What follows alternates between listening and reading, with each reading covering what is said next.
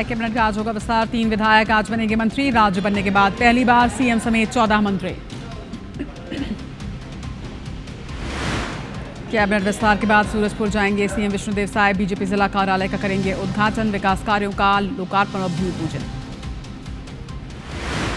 रायपुर में कॉलेज की fresher party में हुआ विवाद। लड़कियों से छेड़छाड़ पर हुई जमकर मारपीट। बाहर खड़ी गाड़ियों में की गई तोड़फोड़। रायपुर में फिर दिखा बेकाबू रफ्तार का कहर। अनियंत्रित होकर पेड़ से टकराई कार। हादसे में कार के उड़े पर खच्चे। 5 लोग कार में थे सवार, 2 गंभीर। एशिया कप के लिए भारतीय टीम का ऐलान। बुमराह की वापसी तो श्रेयस अय्यर का टूटा सपना। गिल को बनाया गया उप कप्तान।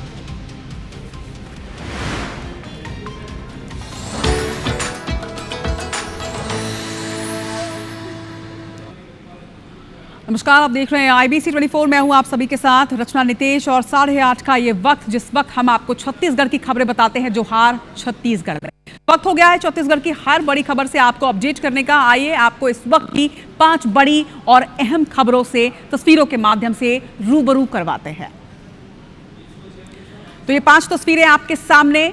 बीच में जो सबसे बड़ी तस्वीर आप देख रहे हैं, ये इस वक्त की छत्तीसगढ़ की सबसे बड़ी खबर, क्योंकि आज साय मंत्रिमंडल का विस्तार होना है। सभी विधायकों को राजभवन बुलाया गया और सुबह 10:30 बजे राजभवन में शपथ ग्रहण समारोह होगा। IBC 24 की मेगा कवरेज इस पर जारी है। अब इसके साथ ही आप और 4 तस्वीरें देख रहे हैं। सीएम विष्णुदेव साय आज सूरजपुर के दौरे पर रहने वाले हैं। बीजेपी जिला कार्यालय का न सिर्फ उद्घाटन होगा बल्कि विकास कार्यों के लोकार्पण और सौगात भी देने जा रहे हैं। वहीं रायपुर में अनियंत्रित होकर एक कार पेड़ से टकराई है। इस हादसे में कार के किस तरह से परखच्चे उड़े हैं, ये तस्वीरें आप देखिए। 5 लोग इसमें सवार थे, 2 गंभीर रूप से घायल हैं। वहीं तीसरी जो तस्वीर आप देख रहे हैं, यहाँ 4 नक्सलियों ने आत्मसमर्पण किया है। 22 लाख के इनामी नक्सली ये बताए जा रहे हैं। वही चौथी तस्वीर, अगले 24 घंटों में बारिश के अलर्ट से लेकर भारी बारिश के चलते सुकमा का उड़ीसा से न सिर्फ संपर्क टूटा है बल्कि इसके साथ ही मौसम विभाग ने रायपुर बिलासपुर में जोरदार बारिश के लिए चेतावनी जारी कर दी है।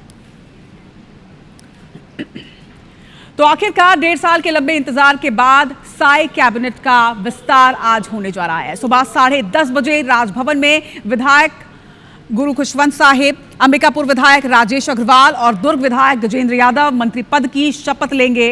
राज्यपाल रमेन डेका तीनों विधायकों को मंत्री पद की शपथ दिलाएंगे। तो पल पल की अपडेट्स और हर तस्वीरें आप तक IBC 24 लगातार पहुंचा रहा है। मेगा कवरेज लगातार जारी है। इस वक्त सीधे रुख करेंगे दुर्ग का। आपको बता दें, दुर्ग विधायक गजेंद्र यादव जो आज मंत्री पद की शपथ लेने वाले हैं, वो इस वक्त मौजूद है। हमारे संवाददाता आकाश राव इस वक्त वहां पर नजर आ रहे हैं। सीधे गजेंद्र यादव विधायक जी के घर के बाहर की ये तस्वीरें हैं। ओवर टू यू आकाश। बिल्कुल, गजेंद्र यादव का ये जो निवास है, विद्युत नगर स्थित निवास है, यहाँ वो रहा करते हैं और यही वो तैयार होकर के पहले मंदिर गए थे। मंदिर में पूजा अर्चना किया है। शिव जी के शिवलिंग पर उन्होंने जो जल अर्पण किया। जल अर्पण करने के बाद तैयार होकर के उनके जो साथी समर्थक है यहाँ पहुंचे हुए, भारी तादाद में यहाँ पर पहुंचे हुए हैं और उन्होंने इस बात को संकल्प लिया था कि जब भी वो कैबिनेट मंत्री बनेंगे तो दुर्ग का विकास करेंगे। और ऐसे में यहाँ पर उनके जो साथी जो उनके साथ चला करते थे, क्योंकि सामान्य से कार्यकर्ता के रूप में उन्होंने जो है भारतीय जनता पार्टी में जो पहुंचे थे और ऐसे में उन्होंने लगातार प्रयास किया था कि दुर्ग शहर की जनता के लिए कुछ दें और ऐसे में विधायक बने और काफी संख्या में जो मतदाताओं ने उनके ऊपर जो है विश्वास जताया था। और ऐसे में हमारे साथ है गजेंद्र यादव तैयार होकर निकल चुके हैं। उनकी पुष्पमाला से स्वागत किया गया है। किस तरीके से देखते हैं अब आप घर से निकल रहे हैं? जी धन्यवाद। ये सब आप सबका स्नेह है, आशीर्वाद है और मैं बहुत धन्यवाद देता हूँ भारतीय जनता पार्टी के वरिष्ठ नेताओं को। अब यहाँ से पहुंचेंगे, क्या होगा, किस तरीके से रूट मैप होगा आप लोग का, कहाँ जाएंगे आप लोग का शपथ ग्रहण? राजभवन जाएंगे, राजभवन जाने के बाद आगे वहाँ तय करेंगे। और आगे क्या योजना है आप लोग की? आगे जैसे पार्टी हमारे नेतागण जो मार्गदर्शन देंगे हम उसी का काम करेंगे। घर परिवार के लोग जा रहे हैं साथ? जी, फैमिली जा रही है, पत्नी जा रही है मेरी। आप देख सकते हैं कि गजेंद्र यादव अब कुछ ही क्षण में उनका परिवार इसमें बैठ चुका है। आप देख सकते हैं कि परिवार के सदस्य जो हैं, उनकी धर्मपत्नी भी इस वाहन में सवार है, उनके बच्चे भी इस वाहन में सवार हैं। ऐसे में इस वाहन में बैठ कर निकल रहे हैं। फॉलो और पॉलिटिंग जो गाड़ियां हैं वो लग चुकी हैं और ऐसे में कुछ ही क्षण में जो है घर से निकलने वाले हैं।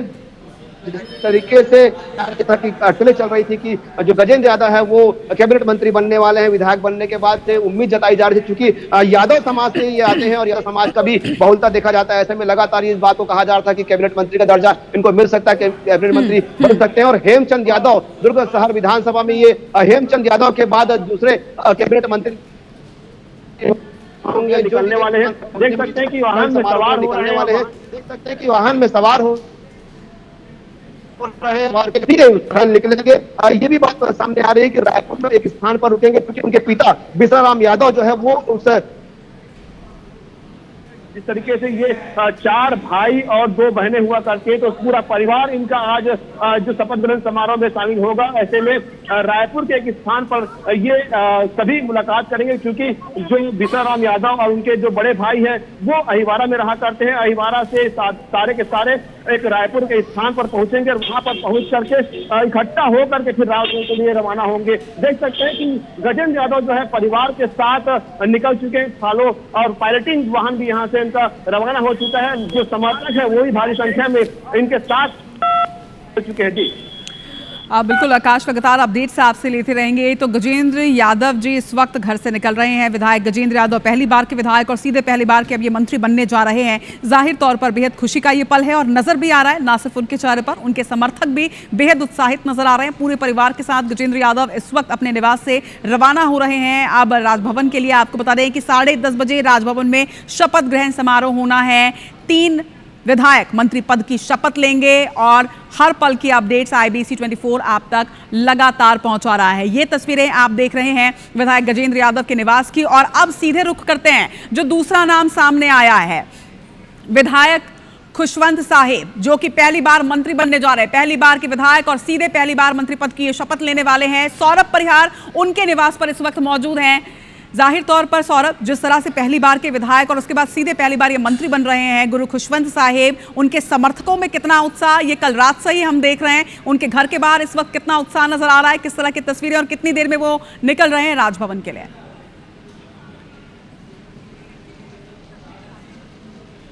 बिल्कुल देखिए रचना, लगभग 1 घंटे का वक्त लगेगा गुरु खुशवंत को अपने गुरु निवास से निकलने के लिए। आप देखिए गुरु निवास है जहां पर तैयारियां जो है चल रही है। और उससे पहले हमने बताया कि किस तरीके से कल इन्होंने मुलाकात की थी मुख्यमंत्री विष्णुदेव साय से। गजेंद्र यादव हैं, गुरु खुशवंत हैं और राजेश अग्रवाल हैं, वो मुलाकात किए थे। आप देखिए अभी यहाँ जो है हलचल थोड़ी है और चूंकि समर्थकों को कहा गया है कि वो आरंग और भंडारपुरी में ही जो है जाएंगे और दोपहर के बाद वो भंडारपुरी जाएंगे। भंडारपुरी इनका जो है निवास स्थल रहा है। और इससे पहले कि आप देखिए कि यहाँ पर अभी गुरु खुशवंत कुछ देर बाद निकलेंगे, उनके समर्थक जो है धीरे धीरे यहाँ पर पहुँच रहे हैं। और समर्थकों को भी कहा गया है कि वो जो राजभवन भी है और दूसरी ओर ये भी है कि उनको अगर विभाग दिया जा रहा है तो 2-3 महत्वपूर्ण विभाग दिए जा सकते हैं। धर्मस्व, पर्यटन और संस्कृति, ये विभाग दिया जा सकता है। कारण कि सतनामी समाज के गुरु कहे जाते हैं, धर्म गुरु कहे जाते हैं, तो उनको जो है उनसे ही संबंधित विभाग दिए जा सकते हैं, ये भी चर्चा है। और सबसे बड़ी बात कि पहली बार विधायक बने पूर्व मंत्री शिव डहरिया को इन्होंने हराया है। और उससे पहले की जो है उनका एक समाज के इसमें काफ़ी अच्छा योगदान रहा है। और बीजेपी को लगता है कि जो है SC वोटर्स को साधने के लिए, SC लोगों को अपने पक्ष में लाने के लिए गुरु खुशवंत को बनाया जाना जरूरी है।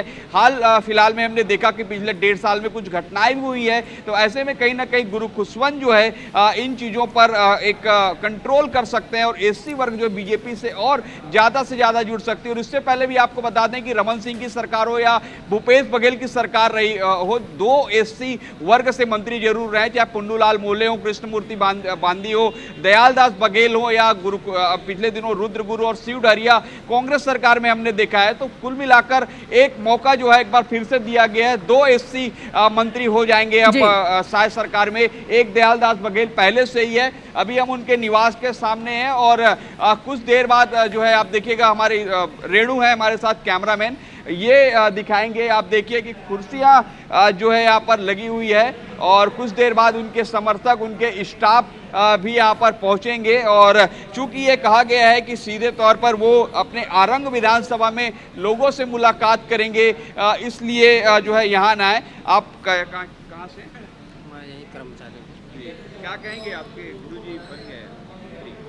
बहुत खुशी की बात है, बहुत ही अच्छा खुशी का बात है। जी देखिए, इनके समर्थक हैं, उनसे पूछते हैं क्या कहेंगे। बहुत खुशी का बात है, हमारे बाबा जी मंत्री बन गया है। पूरा क्षेत्र वासियों के लिए खुशी का बात है, आरंग क्षेत्र का।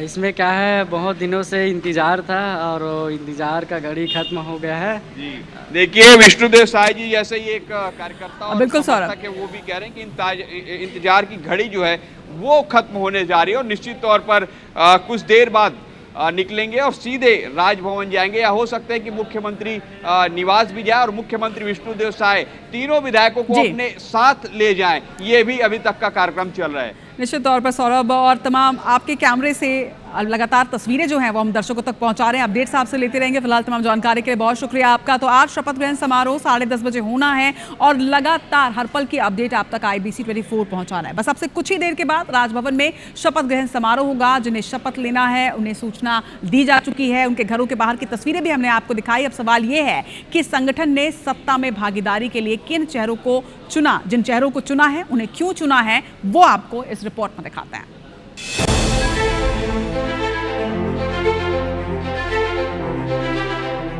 बुधवार को 3 विधायकों के मंत्री बनने के बाद साय कैबिनेट में मंत्रियों की संख्या 14 हो जाएगी, यानी हरियाणा फॉर्मूला यहां भी लागू हो जाएगा। जो विधायक कल शपथ लेने वाले हैं उनमें दुर्ग शहर से बीजेपी विधायक गजेंद्र यादव, अंबिकापुर विधायक राजेश अग्रवाल और आरंग से बीजेपी विधायक गुरु खुशवंत साहिब का नाम पक्का बताया जा रहा है। सत्ता और संगठन में तालमेल के हिसाब से देखें तो बीजेपी ने संभागवार मंत्रियों की संख्या बैलेंस की है।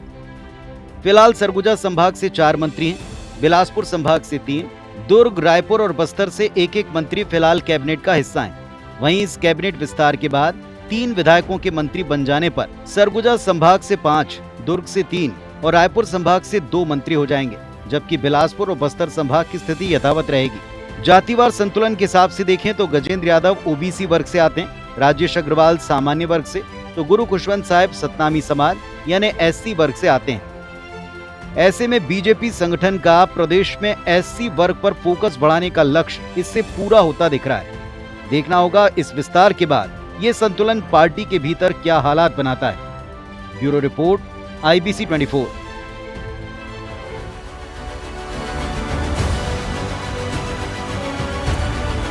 ग्वालियर से आपको बड़ी खबर बता दें, अर्चना तिवारी केस में एक नया मोड़ आया है। अर्चना 4 दिन पहले तक दिल्ली में थी, ये बताया जा रहा है। दिल्ली के बाद अपने मित्र के साथ वो काठमांडू गई थी घूमने के लिए। पुलिस ने अर्चना के साथ उसके पुरुष मित्र को भी हिरासत में लिया है। सूत्रों के हवाले से इस वक्त की बेहद बड़ी खबर।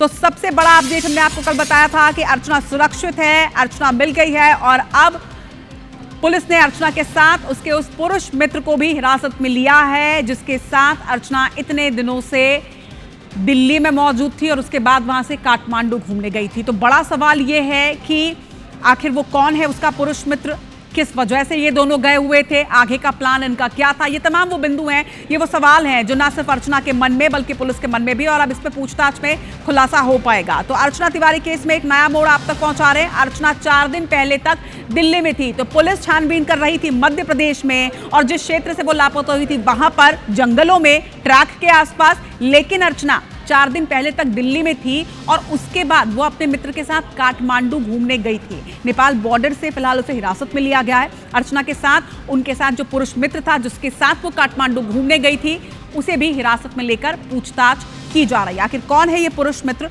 कहां से मिला और आखिर आरक्षक का इसमें क्या कुछ लिंक है, ये तमाम वो बिंदु जिस पर पुलिस फिलहाल जांच को आगे बढ़ा रही है।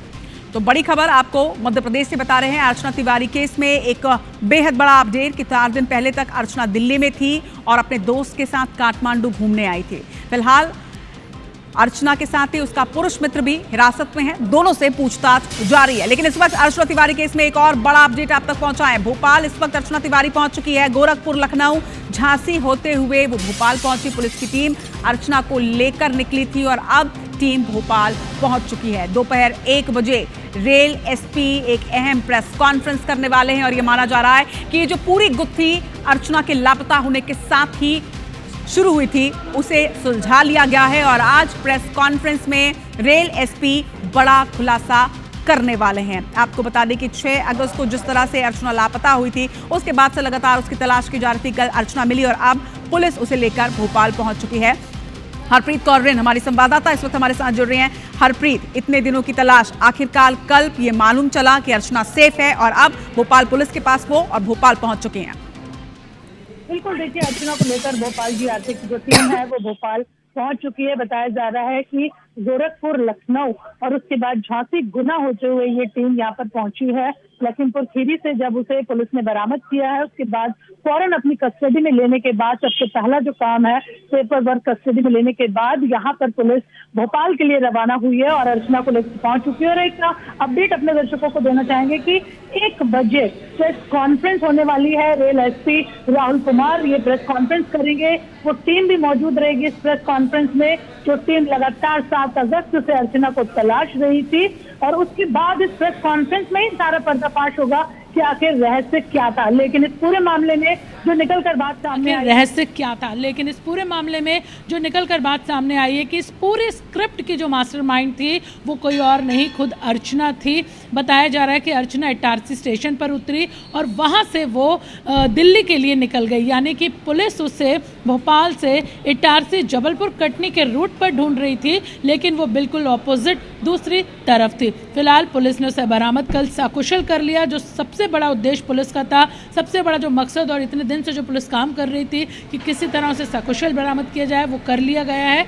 पुलिस की महिला टीम भी गई थी, महिला टीम उसे लेकर यहाँ पहुंची है। इस पूरे जो मिशन को जो लखीमपुर खीरी से बरामद किया गया उसको लीड यहाँ पर जीआरपी टीआई जहीर खान कर रहे थे, महिला पुलिस भी उनके साथ गई थी और अब उसे लेकर भोपाल टीम पहुंच चुकी है। दोपहर 1 बजे इस पूरे मामले से पर्दाफाश होगा कि आखिर अर्चना ने ये स्क्रिप्ट क्यों लिखी, क्यों उसने इतना बड़ा ये कदम उठाया और वो ट्रेन से उतरी और उसके बाद वो गायब हो गई। निश्चित तौर पर ये वो तमाम सवाल हैं जो लोगों के मन में गूंज रहे हैं। परिजन भी ये जानना चाहते होंगे और पूरी जनता ये जानना चाहती है, खास तौर पर वो जो लोग लगातार इस खबर से जुड़े हुए थे। लेकिन हरप्रीत, इसके साथ ही सवाल ये भी है कि जिस पुरुष मित्र के साथ वो पहले दिल्ली और उसके बाद काठमांडू घूमने के लिए गई थी, वो पुरुष मित्र कौन है? क्या इसके बारे में कोई भी जानकारी सामने आ पा रही है? हालांकि 1 बजे तमाम जानकारियां मिल जाएंगी, प्रेस कॉन्फ्रेंस होगा और पूरा खुलासा पुलिस करने जा रही है, लेकिन क्या कोई इन्फॉर्मेशन अब तक सामने आई है कि वो पुरुष मित्र कौन है, कहाँ का है, क्या नाम है?